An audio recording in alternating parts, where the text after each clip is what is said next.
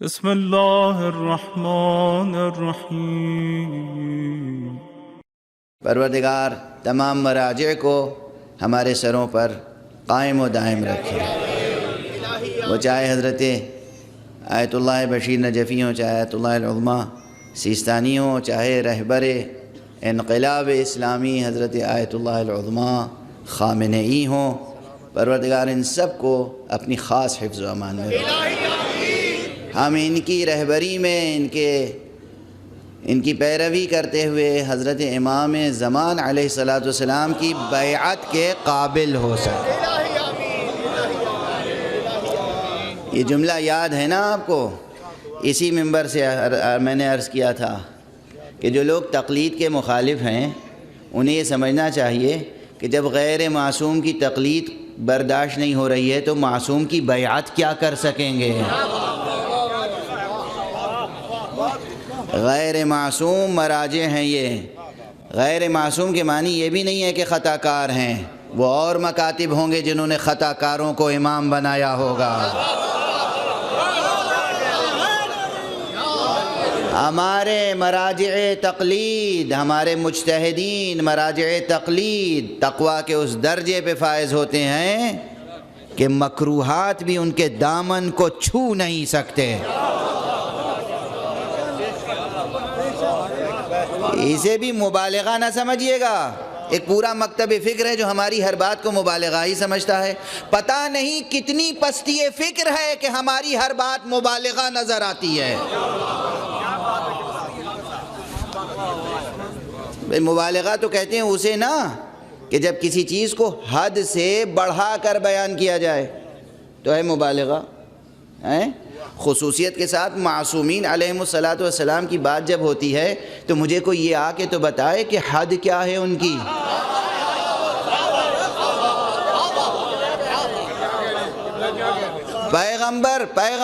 پیغمبر خاتم النبیین صلی اللہ علیہ وآلہ وسلم،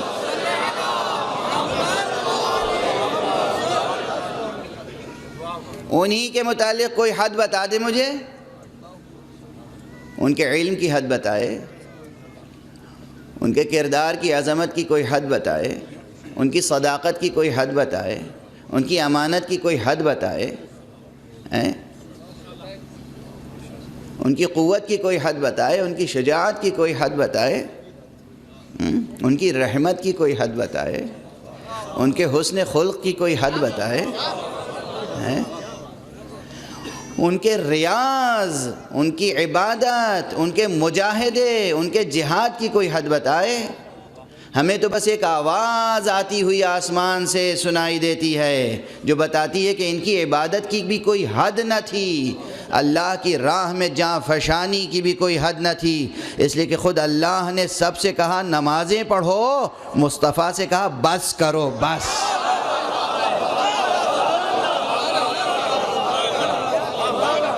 قرآن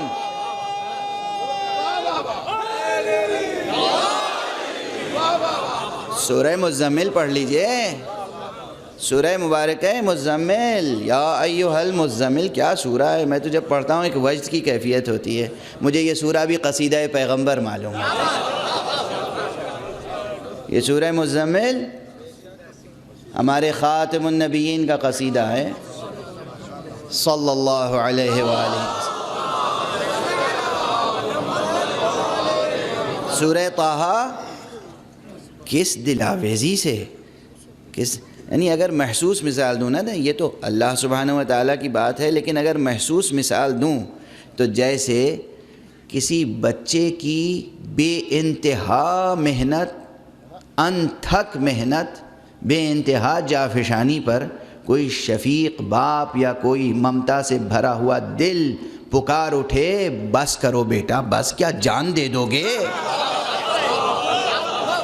یہ کیفیت نظر آتی ہے جب ہم آیت سنتے ہیں اور پڑھتے ہیں طٰہٰ مَا أَنزَلْنَا عَلَيْكَ الْقُرْآنَ لِتَشْقَىٰ، اے طٰہٰ ہم نے قرآن تمہارے اوپر اس لیے نہیں اتارا ہے کہ اپنی جان دے ڈالو۔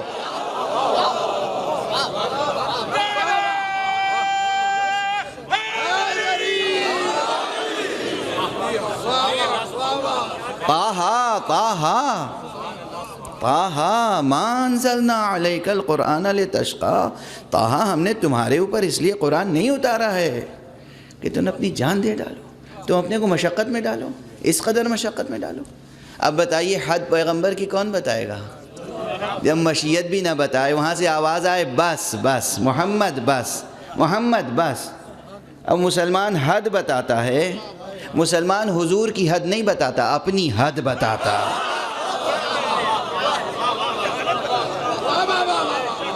صلوات پڑھ دیجئے محمد۔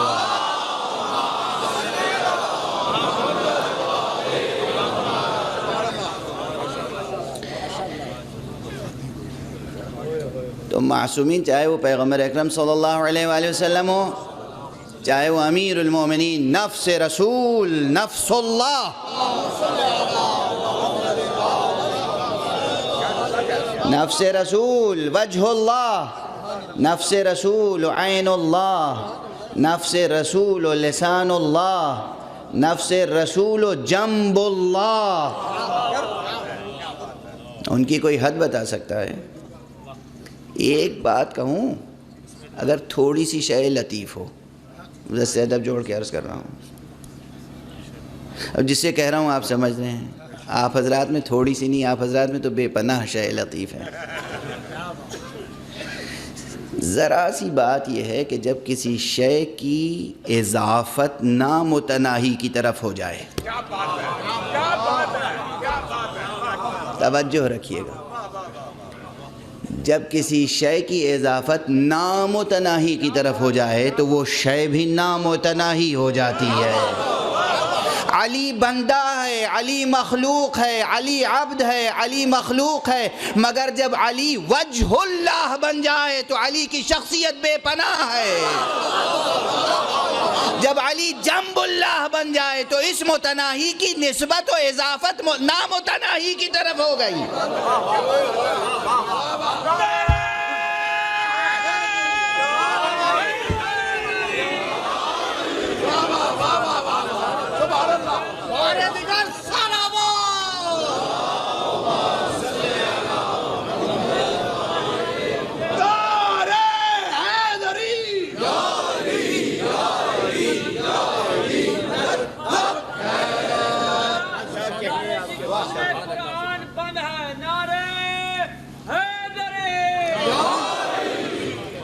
اچھی طرح سمجھیے گا یہ بات، جب کسی شے کی نسبت نامتناہی کی طرف ہو جائے، کوئی وجہ اللہ بن جائے، اللہ اکبر اللہ اکبر، اب اس کو کوئی محدود کر سکتا ہے؟ جب کوئی عین اللہ بن جائے، جب کوئی اذن اللہ بن جائے، جب کوئی لسان اللہ بن جائے، جب کوئی جنب اللہ بن جائے، یہ متناہی، علی متناہی، علی مخلوق، علی حادث، علی مربوب، علی رب نہیں، علی مربوب ہیں، علی معبود نہیں، علی عبد ہیں، علی خالق نہیں، علی مخلوق ہیں، علی خالق نہیں، علی مخلوق ہیں، علی معبود نہیں، علی عبد ہیں، علی رب نہیں، علی مربوب ہیں، واضح ہیں؟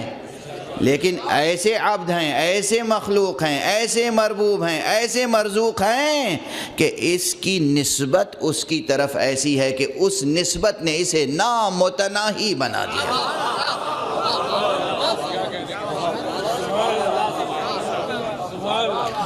اور نسبت یک طرفہ نہیں ہے، بات آ گئی تو عرض کروں، حالانکہ وہ بات کبھی کبھی کوئی جملہ ادھورا رہ جائے تو خود سے پورا کر لیا کیجیے۔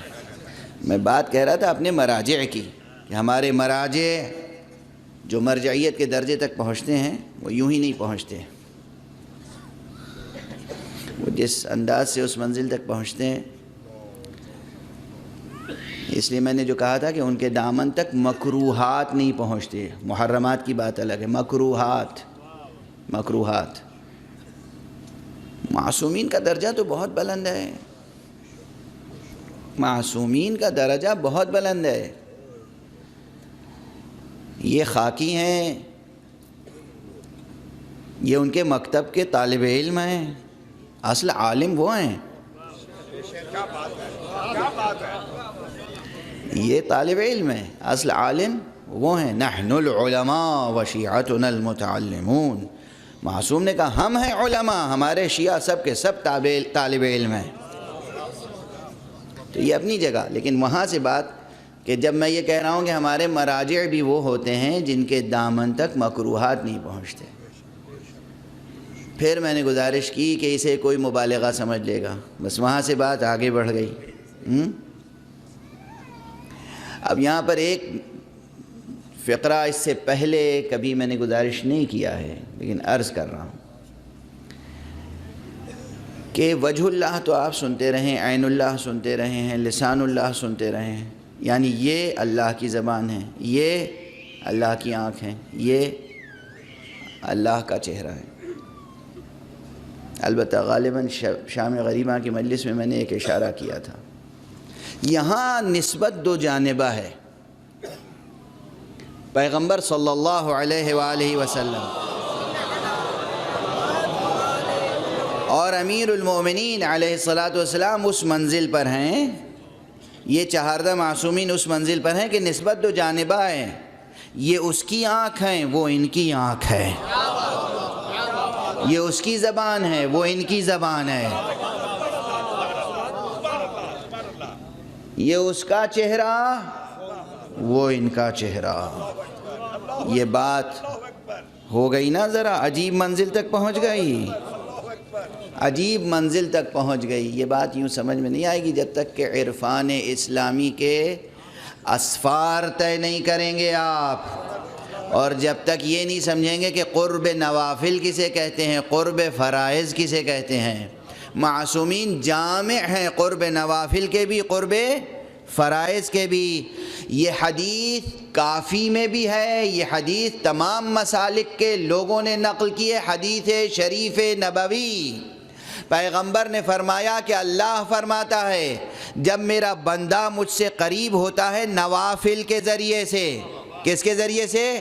نوافل کے ذریعے سے، قرب نوافل، نوافل کے ذریعے سے، تو پھر میں اس کی آنکھ ہو جاتا ہوں، میں اس کی زبان ہو جاتا ہوں، میں اس کا کان ہو جاتا ہوں۔ اللہ خود فرما رہا ہے کہ میں اس کی آنکھ ہو جاتا ہوں۔ علی و مصطفیٰ، مرتضیٰ و مصطفیٰ اس منزل پر ہیں کہ وہ ان کی آنکھ ہے، یہ اس کی آنکھ ہے۔ آپ سمجھ رہے ہوں گے، کوئی شخص یہی سمجھ رہا ہوگا جب پہلے میں نے کہا کہ دیکھیے مبالغے کی بھی کوئی حد ہوتی ہے، دیوانگی کی بھی کوئی حد ہوتی ہے، اب انہوں نے یہاں تک پہنچا دیا کہ اللہ ان کی آنکھ ہے۔ میں تھوڑی کہہ رہا ہوں، اللہ خود کہہ رہا ہے۔ اللہ نے ایک عام بات کہی کہ جب کوئی بندہ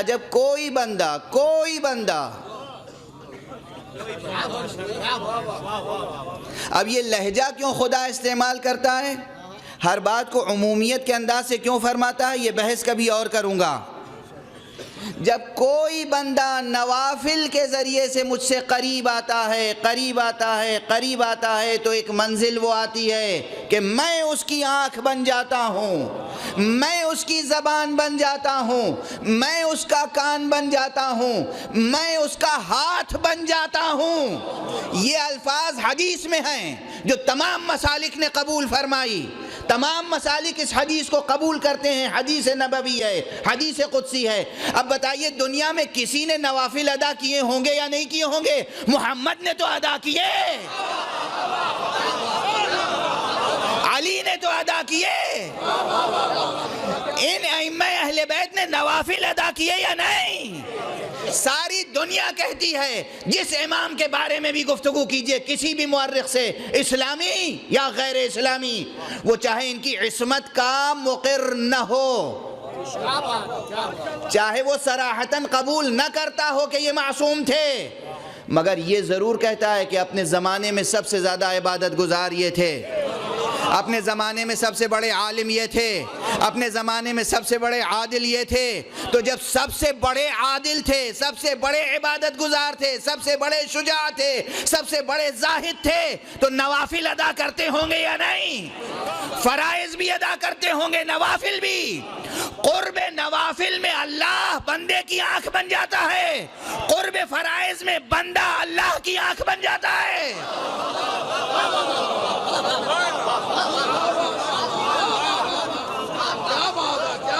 یہ عرفان نظری و عرفان عملی کے مسلمات ہیں۔ اس لیے میں کہہ رہا ہوں محمد عین اللہ، اللہ عین محمد، علی عین اللہ، اللہ عین علی۔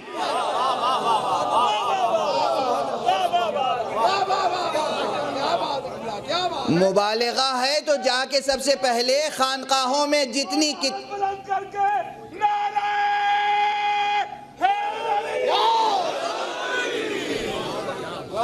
اگر یہ مبالغہ ہے تو خانقاہوں میں جو بڑے بڑے اسفار، بڑی بڑی کتابیں، اسفار کتابوں کو بھی کہتے ہیں، اسفار کتابوں کو بھی کہتے ہیں، بڑے بڑے اسفار، بڑی بڑی کتابیں جو محفوظ ہیں، انہیں لے جا کے کسی ایسے دریا میں دھوئیے گا جو صرف شرم کے پسینے سے وجود میں آیا ہو۔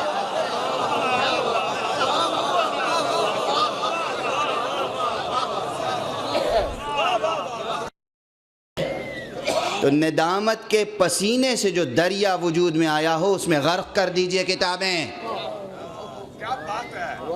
اور اگر ان کتابوں میں جو باتیں لکھی ہیں وہ کچھ کام کی ہیں تو پھر یہ کلمات مبالغہ نہیں ہیں۔ کسی کے لیے یہ مرتبہ ثابت ہو یا نہ ہو، ہر ایک کا مرتبہ زیر سوال آ سکتا ہے، مگر کیا محمد کا بھی زیر سوال آ سکتا ہے؟ اور کیا اس کا بھی زیر سوال آ سکتا ہے جسے قرآن نے نفس محمد کہا ہو؟ اور کیا اس کا بھی زیر سوال آ سکتا ہے جسے محمد نے منی کی سند عطا کی ہو؟ جس کے لیے محمد نے کہا ہو یہ مجھ سے ہے، میں اس سے ہوں۔ محمد عین اللہ ہے، علی بھی عین اللہ ہے، زہرا بھی عین اللہ ہے، حسن بھی عین اللہ ہے، حسین بھی عین اللہ ہے۔ صلوات پڑھیں محمد والے۔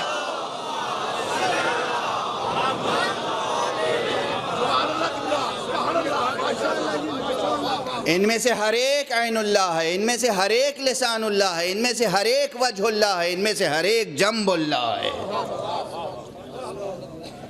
اس لیے ہم کہتے ہیں یہ چہاردہ معصومین عصمت کبریٰ کے درجے پہ فائز ہیں، جہاں ترک اولیٰ کا غبار بھی اڑ کے نہیں پہنچ سکتا۔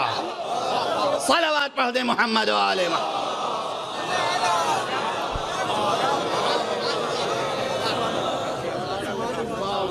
یہ ہے معصومین۔ ہم سجدہ شکر ادا کرتے ہیں، پروردگار ہمیں 14 معصوموں کی امت بنایا تو نے۔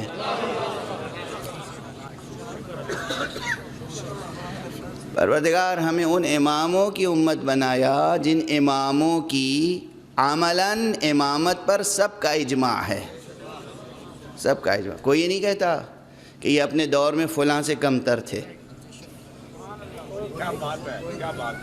مگر ایک اصول بنا لیا گیا ہے کہ کمتر کو بھی امام بنایا جا سکتا ہے، برتر کو چھوڑا بھی جا سکتا ہے۔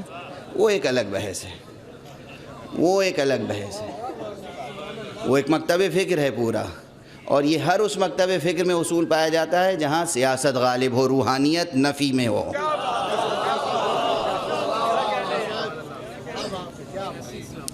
یاد رکھیے گا، میرا 2 سال یا 1 سال پرانا جملہ ہے، لیکن یہ جملہ کبھی پرانا نہیں ہوگا۔ 2 اسلام ہیں، 2، ایک سیاسی اسلام، ایک حسینی اسلام۔ ایک سیاسی اسلام، ایک الہی اسلام، ایک سیاسی اسلام، ایک حسینی اسلام، اور 2 قسم کے مسلمان ہیں، ایک سیاسی مسلمان، ایک حسینی مسلمان۔ اور ہم حسینی مسلمان کہلانے پر اس لیے زیادہ تاکید کرتے ہیں تاکہ کہیں ہمیں یزیدی مسلمان نہ سمجھ لیا جائے۔ گفتگو عجیب منزلوں سے گزر رہی ہے۔ میں ایک جملہ پورا کر دوں، میں نے جو گزارش کی تھی، کل بھی اس حدیث کا ذکر آ گیا تھا لیکن آج دوسرے سیاق و سباق میں آ رہا ہے، اور وہ یہ ہے کہ میں نے عرض کیا کہ یہ عین اللہ اور اللہ عین محمد، اللہ عین علی. سمجھ میں آ گئی؟ بھولیے گا نہیں یہ جملے اب. یعنی نسبتیں دونوں طرف سے ہیں، نسبتیں دونوں طرف سے ہیں. دنا فتدلا، نسبتیں دونوں طرف سے ہیں. دنا فتدلا، نسبتیں دونوں طرف سے ہیں. اچھا، تو یہی سبب ہے جو پیغمبر نے بھی صرف ایک بیان نہیں دیا جہاں بھی دیا. توجہ رکھیے گا، یہ جو جملے آئے ہیں پیغمبر کے کس مقام سے آئے ہیں. چونکہ دونوں مراتب ہیں، قرب نوافل بھی قرب فرائض بھی، قرب نوافل بھی قرب فرائض بھی. قرب نوافل قرب فرائض یاد رکھیے گا، یہ علم عرفان نظری و علم عرفان عملی کے مسلمات ہیں. جب انسان فرائض ادا کرتا ہے تو اسے اللہ قرب سے نوازتا ہے. جب بندہ نوافل ادا کرتا ہے تو اللہ سبحانہ و تعالی قرب سے نوازتا ہے. فرائض ادا کرنے کے نتیجے میں قرب کا کوئی اور درجہ ہوتا ہے، نوافل ادا کرنے کے نتیجے میں قرب کا کوئی اور درجہ ہوتا ہے. جہاں دونوں درجے مل جائیں تو دوہری نسبت ہوتی ہے. کون سی نسبت؟ اللہ کہتا ہے وہ میری آنکھ میں اس کی آنکھ، وہ میری زبان میں اس کی زبان، وہ میرا کان میں اس کا کان، وہ میرا چہرہ میں، وہ میرا ہاتھ میں اس کا ہاتھ. دونوں طرف سے نسبت ہے نا. اسی لیے ان حدیثوں کا مزاج سمجھیے. جب پیغمبر نے کہا علی مع الحق والحق مع علی،